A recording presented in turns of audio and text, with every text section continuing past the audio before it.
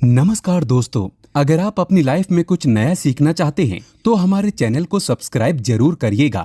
दोस्तों, भगवान कृष्ण कहते हैं कि प्रकृति का ये नियम है, जिसका जन्म हुआ है उसकी मृत्यु भी निश्चित है। मृत्यु एक ऐसा सत्य है जिसको कभी नकारा नहीं जा सकता। मृत्यु के आने पर मनुष्य को अपने शरीर का त्याग अवश्य ही करना पड़ता है। श्री कृष्ण कहते हैं कि आत्मा का इस संसार में कुछ भी अपना नहीं है।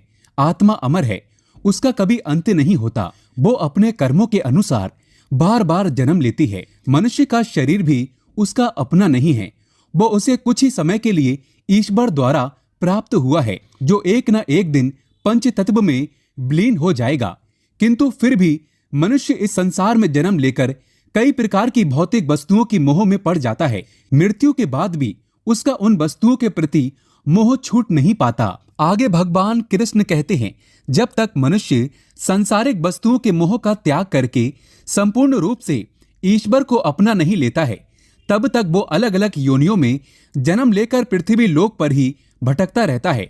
कभी कभी उन वस्तुओं के प्रति उसका मोह इतना अधिक होता है कि वो मृत्यु के बाद भी इसी पृथ्वी लोक पर भ्रमण करता रहता है, अर्थात हमारे आसपास भटकता रहता है। कई बार हम लोग अपने मृतक परिजनों की वस्तुओं को उनकी याद में अपने पास रख लेते हैं या उनकी वस्तुओं का उपयोग भी करने लगते हैं, लेकिन गरुड़ पुराण के अनुसार हमें मृत व्यक्ति की कुछ वस्तुओं का उपयोग कभी नहीं करना चाहिए, क्योंकि इन वस्तुओं के साथ उस मृत व्यक्ति की ऊर्जा जुड़ी हुई होती है। मरने के बाद भी उस व्यक्ति का उन वस्तुओं के प्रति मोह बना रहता है, और जिस कारण से उनकी आत्मा उन वस्तुओं से जुड़ी हुई रहती है। और यदि कोई व्यक्ति उन वस्तुओं का उपयोग करता है तो उसे कई प्रकार की परेशानियों का सामना करना पड़ता है।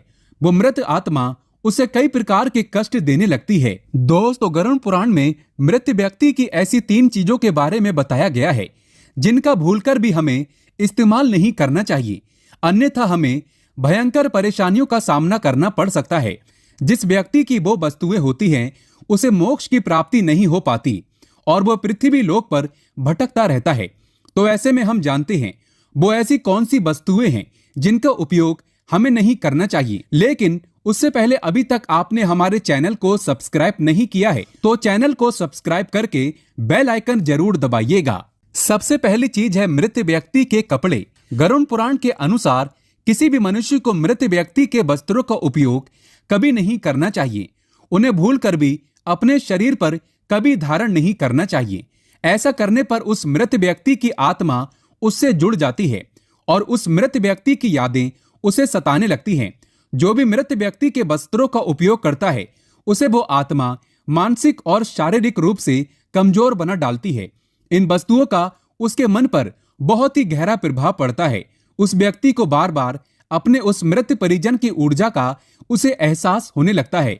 वो मृत परिजन उसके सपनों में बार बार आकर उसे दुख और यातनाएं देने लगती है।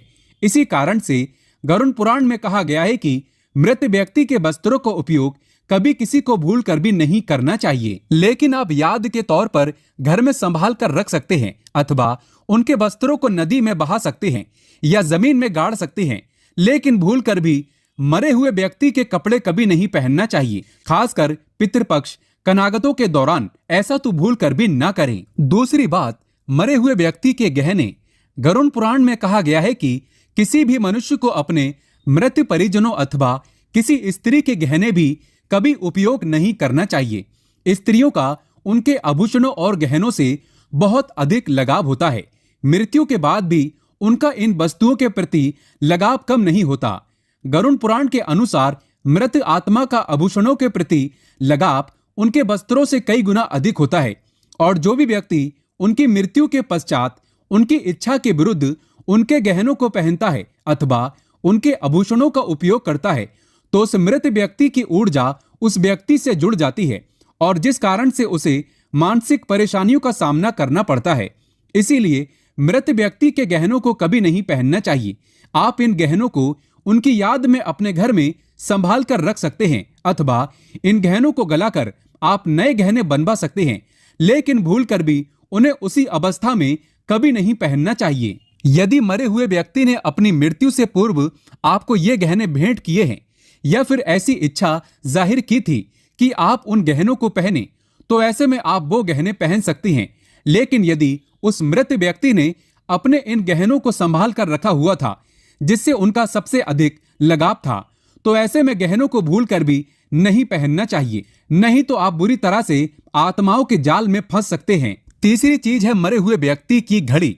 वस्त्रों और गहनों की तरह ही घड़ी भी मृत व्यक्ति की ऊर्जा का प्रमुख स्रोत होती है।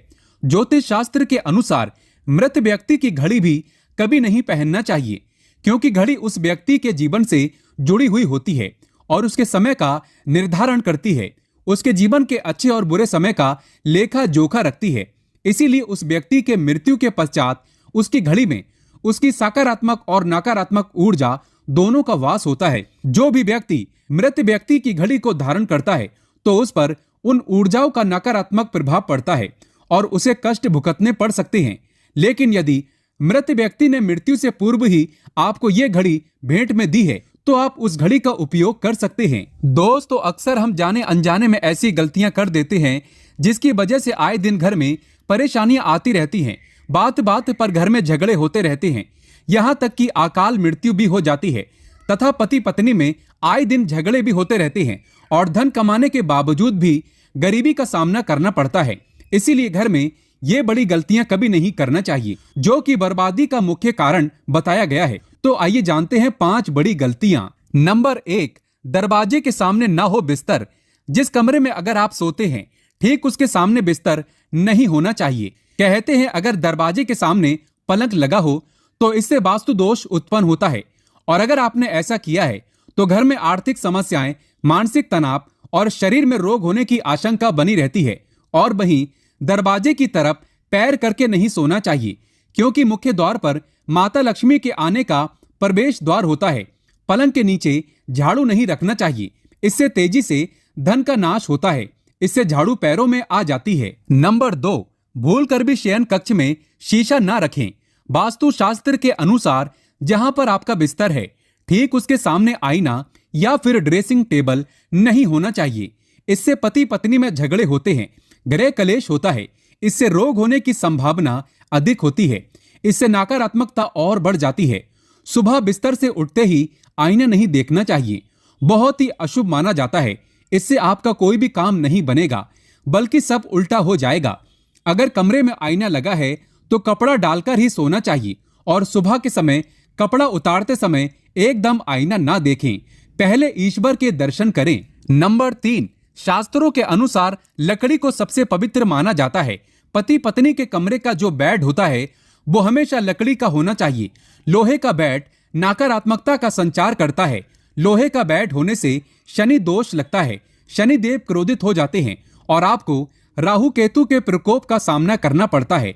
ऐसे में आपके वो सभी कार्य विफल हो जाते हैं जो आप करना चाहते हैं। नंबर 4, शास्त्रों के अनुसार हमेशा मनुष्य को साफ बिस्तर पर सोना चाहिए। गंदे बिस्तर पर सोने से पितृदोष लगता है, शनि दोष लगता है, राहु केतु ऐसे घर में अपना स्थान बना लेते हैं। इसीलिए तकिया, बिस्तर, रूम आदि साफ होना चाहिए। हफ्ते में एक बार अपने रूम में शुद्ध गंगा जल से अवश्य छिड़काव करें, इससे रूम का वास्तु दोष स्वच्छ हो जाता है। नंबर 5, वास्तु शास्त्र के अनुसार अगर आपका परिवार आर्थिक तंगी से परेशान है, धन आते आते रुक जाता है, पैसे तो बहुत हैं पर घर में सुकून और शांति नहीं है, तब आपको घर के ईशान कोण में यानी कि उत्तर पूर्व कोने में किसी कांच की कटोरी में साबुत नमक भरकर रखना चाहिए। जो डेली वाला नमक होता है वो आपको रखना चाहिए और हर महीने या फिर हफ्ते में इसे बदलते रहें या किसी पानी में बहा दें। इससे घर का वास्तु दोष हमेशा के लिए सही ढंग से काम करने लगता है। दोस्तों, मुख्य द्वार पर चप्पल आदि नहीं रखना चाहिए। मुख्य द्वार पर खाली ताला लगाकर नहीं रखना चाहिए, इससे खुली किस्मत के ताले लग जाते हैं। बंद ताला घर के मुख्य द्वार पर कभी नहीं टांगना चाहिए। मुख्य द्वार पर माता लक्ष्मी के आने का आगमन होता है, इसीलिए उसे हमेशा साफ करते रहें और गंगा जल का छिड़काव अवश्य करें। अगर आप माता लक्ष्मी से प्यार करते हैं तो कमेंट बॉक्स में लिखें जय माता लक्ष्मी। अभी तक के लिए बस इतना ही। धन्यवाद।